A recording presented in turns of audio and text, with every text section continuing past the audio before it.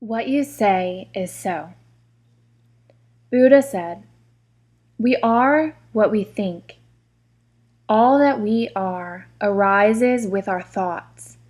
With our thoughts, we make the world." One of my teachers, B.K.S. Iyengar, would say, "The asana begins the moment you want to come out of it." I couldn't agree more, because that's when the creative work happens. Let's say you're in a pose and you get a strong body sensation. Your leg starts to quiver from the effort of half moon, or your hips are sounding alarm bells in pigeon pose. What do? Do you bolt? Or do you stay, adapt, breathe, flow, and grow? Whether we stay or take ourselves out is determined by what we tell ourselves. We all have a difficult voice in our head that urges us to give up when the pose doesn't look like we think it should, when we don't get what we want or what we worked for, when it gets hard, when we fail. I've heard so many variations of what people tell themselves on the mat when things get challenging. I can't. I shouldn't. I don't want to. This is too much. This pose is crazy, wrong, stupid. I don't need to do this. I've done enough. No need to push it. I'm the exception. This won't work for me. I'm no good at this. What does that voice whisper to you in the moment of giving up? The specific inner chatter that urges you to quit your flow is the signal that you've fallen into the default zone. You want to start paying attention to when you've entered your default zone, because recognizing it is where the possibility for transformation lies. A pose is the perfect opportunity to confront what you do when things get hard. When you're in a pose, you're in the action of life. Your default will show up right away as soon as you're squeezed. You'll notice that what comes up in the moment of giving up is a bunch of words, just words.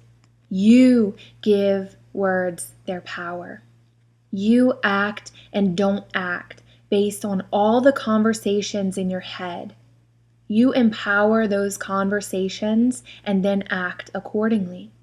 But consider that thoughts actually don't have to be directly connected to action. You have thoughts, but you are not your thoughts, and they definitely don't have to run the show. You can take conscious action in the face of any thought or inner conversation if you are alert and aware that it's there. You have all the power. You get to decide what you do in the moment of wanting to give up. What would your practice, and your life for that matter, look like if you did not empower the noise in your head? What if you relate to that conversation as just words and let it go and stayed in the pose and in the flow? The author Don Miguel Ruiz said, "Your word is the power that you have to create. It is through the word that you manifest everything. The word is a force. It is the power you have to create the events in your life." Waking up to the habitual, disempowering things I would say to myself while in a pose was pivotal in my practice. It was a breakthrough for me to realize the impact of linguistics on my practice. Nothing really changed much for me in my practice until discovering that all transformation included a shift in my inner languaging. In fact, that was the key that determined whether I experienced a breakdown or a breakthrough on the mat. Imagine you are on your mat, listening to the teacher give instructions to create a pose. You come into the pose and then hit a wall of some sort. Difficulty, sensation, whatever it is that stops you. And you say to yourself, "I can't do this." Chances are your inner dialogue doesn't stop there, Perhaps it continues on to something like, I'm so weak. What's wrong with me? That voice is not creative. It's reactive. It is the automatic default voice, commanding things to be or not be and influencing your every move, allowing or limiting what's possible in the pose. When I first started to objectively observe that little voice in my head that says, enough of this, or I'm done, I began to see its power over me. Over time, I became a skillful observer of myself, which freed me to choose pathways that were previously hidden from my view. I could choose new actions that were not unconsciously dictated by my default voice. If you want to reach someplace new, you have to do something different than you've always done. Same actions will only yield the same results. Authentic new actions occur only when the observer within shifts, bringing new possibilities into view. When I reached the point of being able to shift my inner view and from this new stance really look and listen to what I was saying to myself in the pose, it was an opening to invite new actions toward new results. I didn't have to do what the default voice was dictating. I'd already tried that, and it got me only to where I was. If new action is required for new results, then we need to make some new moves, what I call language moves. If I have a desire to positively alter my practice and create an alternative future, it is only going to happen through an embodied shift in my language. If I want a new experience in the practice, the inner work is to alter what I say, or more precisely, to say things that I have not historically said to myself before and explore what happens. What language moves can you take? What can you shift in what you are telling yourself to create a breakthrough? This is the art and mastery of yoga practice. Look, listen, and work new tools to empower your desired results. Once, while walking with the author Louise Hay, I was telling her a story and used the cliché, we could kill two birds with one stone. In her inimitable wisdom, Louise responded, how about we go with empower two birds at the same time?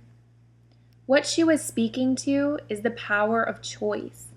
We create our reality through what we say, both aloud and to ourselves. You have a very different experience just by what you tell yourself because it sets the energy for what you're living into. There's a story about two baseball umpires talking about a more seasoned umpire. One of the umpires says to the other, Old Bill is a master. There are balls and there are strikes, and he calls them like they are. The other umpire responds, yes, Bill is a master umpire. There's balls and there are strikes, and he calls them like he sees them. In that moment, Bill walks up to them and says, you're both wrong. There are balls and there are strikes, but they ain't nothing until I call them. The umpire speaks something into being, creating it to be what it is. Just like the umpire, we have the authority to make declarations that direct how our world takes shape. Over the course of your life, you've made pivotal life decisions, both big and small. You've said yes to many things, perhaps a job, a relationship, becoming a parent. You've said yes to rolling out your yoga mat and practicing. Consider what it would look like if you had said no in any of those times when you said yes. How phenomenally different would your life be today? Can you see how your speaking yes or no determined the direction of your actions, creating possibilities and results? Can you see how saying yes or no moment to moment on the mat has impacted the results you have in your body and mind right now? Saying yes or no is a powerful act of closing one range of possibilities and opening an alternate range of others. Just through those two simple words, you enter some situations and move away from others.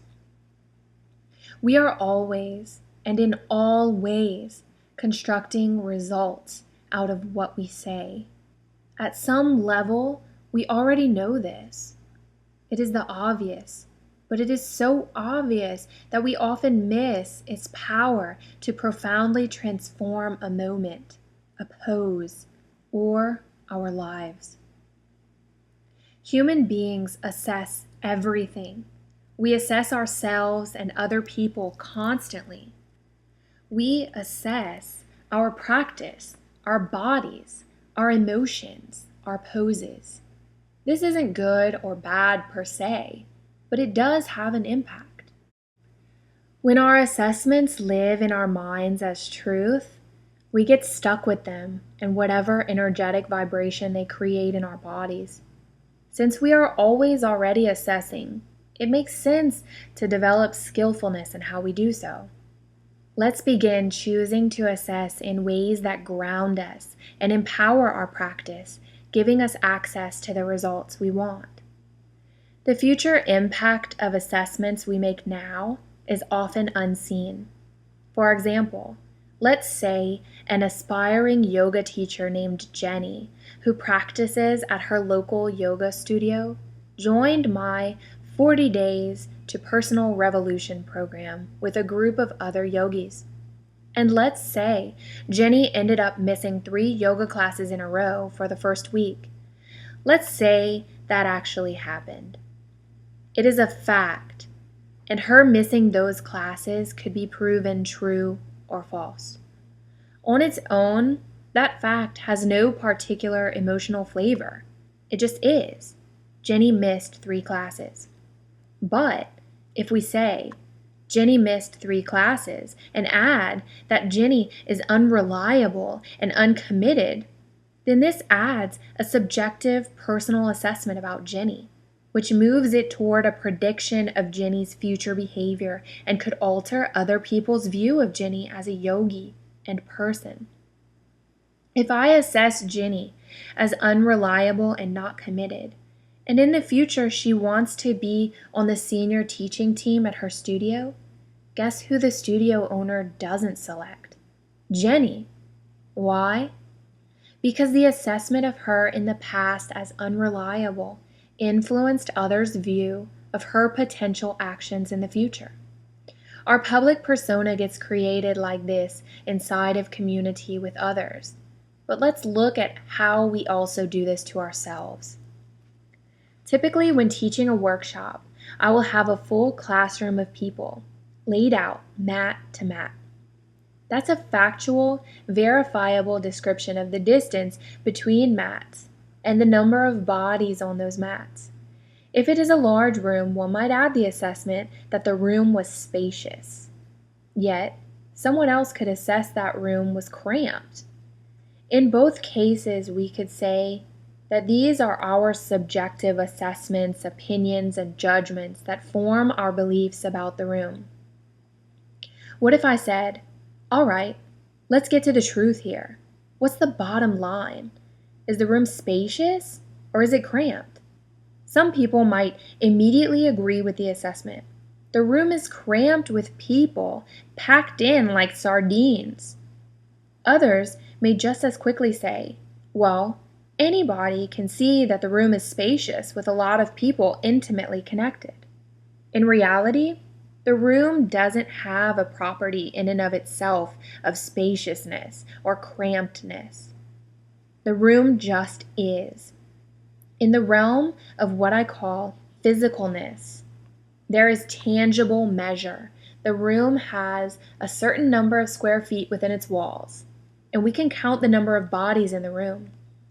We can observe those measures, and we can repeat those measures to others, and they will hold them as true. Spacious or cramped, on the other hand, are not measurable properties of the room. Whether it is spacious or cramped has everything to do with who's doing the looking and assessing. So, while the observable measures in physicalness belong to the thing being observed, the room or the pose, we can say that opinions and judgments belong to the observer. This is a crucial difference. Distinguishing the observer from the thing being observed has huge impact on our relationship to the practice and how we build and develop it, one pose at a time. When you begin to observe yourself as the observer of the pose, you can hear the beliefs and judgments you voice to yourself. These are the very same ones that get in the way of being in a creative relationship with your practice. How you work in the pose, how you problem solve, how you gauge your progress in a pose, how you interact with the pose on a multitude of levels. You could say, for instance, the pose is really hard. Or you could say, the pose is fancy. Well, which is it? Is the pose hard or is it fancy? Consider that the answer is purely within the eyes of the beholder. In physicalness, the pose doesn't have a property. In and of itself, it isn't hard or fancy. The pose just is. Perhaps for me, I see the pose as hard, while another student may say it's fancy. Again, these are assessments that belong to the observer of the thing being observed, in this case, the pose. How many of us know people who act as if their assessments, personal opinions, and judgments are truth and fact? This is a common phenomenon. It is no surprise that people who view life as if their subjective assessments are the truth have difficulty forming an empowering relationship with the practice and with life. There's no room for new possibility or perception if you are locked within your perception, holding it as the cold, objective, unmovable truth. We experience new power and freedom when we begin interacting with what is so in the pose instead of with our assessments, judgments, and opinions. I call this the practice of bare bones physicalness. When dealing only with the physical properties of the pose, we are in objectivity. Anyone else can verify the trueness or falseness, for instance, that my front knee is or is not stacked over my ankle in Warrior One pose, that my back foot is or is not flat on the floor, and so on. The facts about where my body parts are placed or the specific actions I'm taking in the pose are independent of my moods, emotions, and opinions. In bare bones physicalness, I am in a dance with the physical reality of my body and not with my description and assessment of it. Assessments reveal more about the observer than they do about the thing being observed.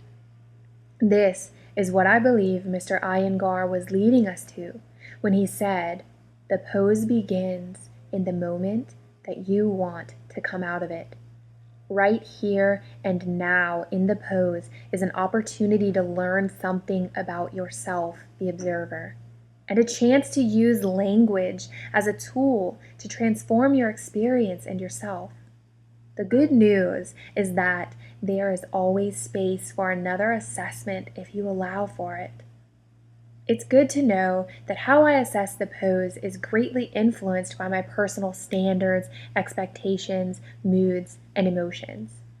I could say that taking the pose is similar to waking up one morning and noticing there are no clouds in the sky and it's 75 degrees out. And no matter what mood or emotional state I am in, that is so. What I make of those facts is what determines how I perceive those conditions. Regardless of the weather, it's likely You won't hear me say, "It's a great day," unless I'm in a good mood. A pose is not equal to an explanation, subjective assessment, mood, or judgment. This insight is crucial for redesigning our practice. It has nothing to do with whether or not my story, i.e., my assessment, about the pose is right or wrong. The shift happens when we take the opportunity to observe and ask, is my personal story I tell about this pose making me more or less powerful? Is this story I have about the pose working for me and allowing me to produce the results I say I want? Because if it's not, I can learn with time and practice to create new stories that open up a new world and a new domain of possibilities on my mat and into my life.